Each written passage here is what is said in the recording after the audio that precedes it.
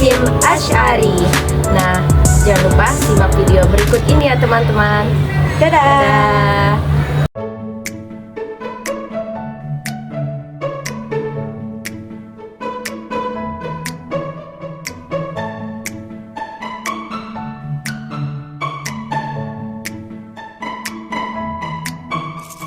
Yang pertama kita akan berbicara tentang latar belakang keluarga dan pendidikan.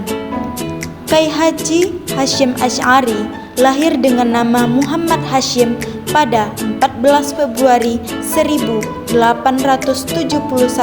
di Jombang, Jawa Timur. Ayahnya bernama Kyai Haji Asy'ari dan ibunya bernama Nyai Halimah. Ia merupakan anak ketiga dari 11 bersaudara. Muhammad Hasyim lahir dari kalangan keluarga agamis dan pendiri pondok pesantren besar di Jawa Timur. Ayahnya, Kyai Haji Asy'ari, adalah pendiri pondok pesantren Keras yang berdiri di Desa Keras, Jombang. Sang ayah dulunya juga merupakan seorang santri yang berguru pada Kyai Usman, pendiri pondok pesantren Nggedang. Kyai Haji Hasyim Asy'ari tumbuh di lingkungan pondok pesantren Nggedang hingga akhirnya pindah ke Desa Keras mengikuti sang ayah yang mendirikan pondok pesantren di wilayah itu. Memiliki keluarga yang berlatar belakang santri dan pendidik membuat Hasyim kecil menyadari pentingnya ilmu. Ia melumat habis buku-buku agama di pondok pesantren yang didirikan sang ayah. Bahkan sebelum menginjak usia remaja, Hasyim kecil juga menyerap nilai-nilai luhur yang dijunjung para santri di sekitarnya, seperti hidup sederhana, gotong royong, dan semangat belajar.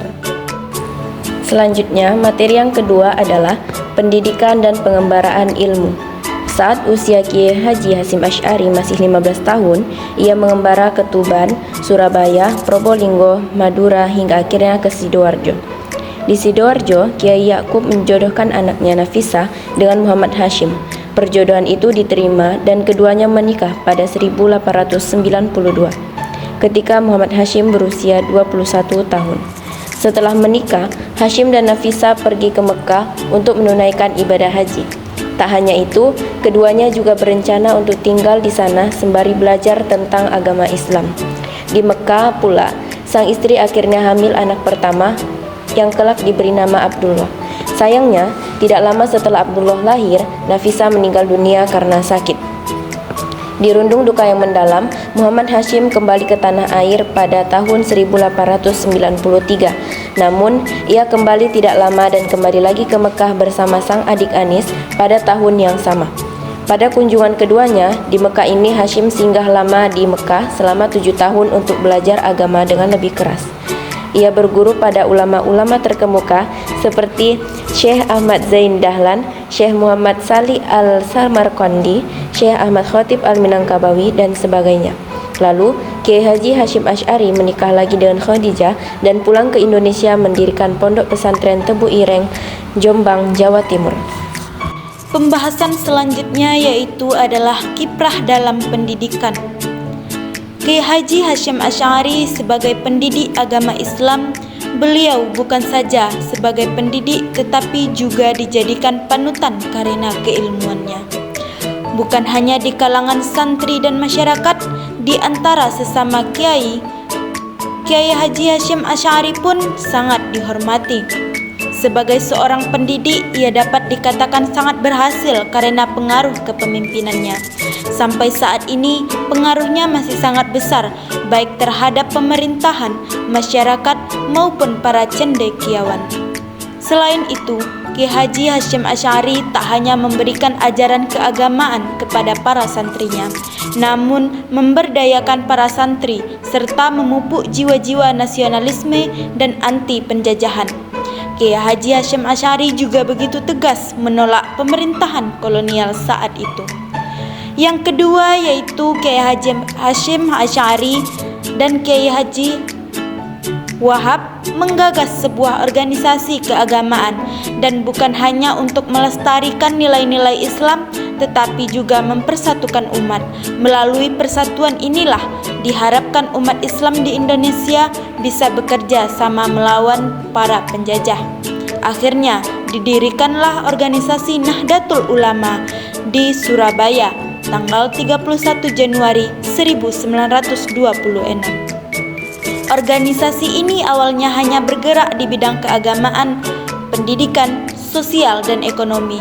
Tujuannya tentu untuk memberdayakan masyarakat agar memiliki kualitas pendidikan yang lebih baik sehingga mampu melawan penjajah.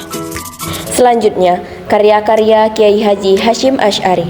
Yang pertama, Adab Al-Alim wa Al-Muta'allim yang menjelaskan tentang berbagai hal yang berkaitan dengan etika orang yang menuntut ilmu dan seorang guru. Yang kedua, Al-Risalah Al-Jami'ah menjelaskan tentang keadaan orang yang meninggal dunia, tanda-tanda kiamat, serta ulasan tentang sunnah dan bid'ah. Yang ketiga, Al-Nur Al-Mubin fi Mahabbah Sayyid Al-Mursalin menjelaskan tentang cinta kepada Rasul dan hal-hal yang berhubungan dengannya, menjadi pengikutnya dan menghidupkan tradisinya. Yang keempat, Ziyadat Ta'aliqat, sebuah tanggapan atas pendapat Syekh Abdullah bin Yasin Pasuruan yang berbeda pendapat tentang Nahdlatul Ulama. Yang kelima, Al-Durar Al-Muntasyirah fi Al-Masail Al-Tis'a Asyarah menjelaskan tentang persoalan tarekat, wali, dan hal-hal penting lainnya yang terkait dengan keduanya atau pengikut tarekat, dan banyak karya-karya tulis lainnya yang telah dibuat oleh Kiai Haji Hasyim Asy'ari. Selanjutnya, peran dalam perjuangan kemerdekaan. Kiai Haji Hasyim Asy'ari juga begitu tegas menolak pemerintahan kolonial saat itu. Tak hanya menolak medali kehormatan dari Belanda, Kiai Haji Hasyim Asy'ari juga mengeluarkan fatwa haram bagi umat Islam naik haji menggunakan fasilitas milik Belanda. Ia juga mengeluarkan fatwa jihad atau yang kini dikenal sebagai resolusi jihad pada masa agresi militer Belanda I pada tahun 1947. Resolusi jihad ini ditunjukkan kepada kaum santri untuk ikut berperang melawan penjajah dan mempertahankan kemerdekaan NKRI. Berkat resolusi jihad yang disampaikan oleh Kiai Haji Hasyim Asy'ari ini, masyarakat di Jawa Timur dapat bertahan dari serangan militer Belanda dan kemerdekaan Indonesia dapat diraih.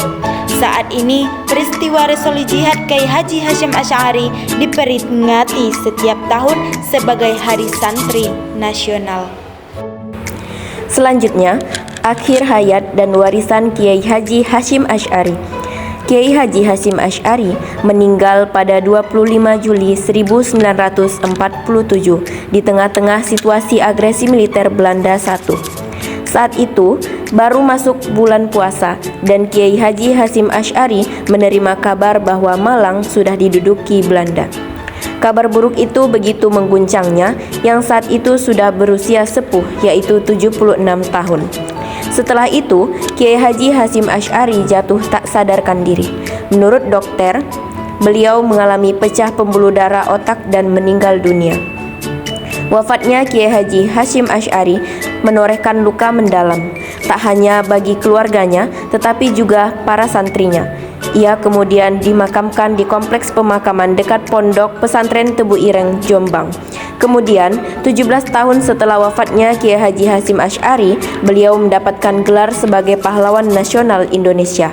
Statusnya sebagai Pahlawan Nasional ini diberikan bertepatan pada bulan Pahlawan pada tanggal 17 November 1964 oleh Presiden Soekarno.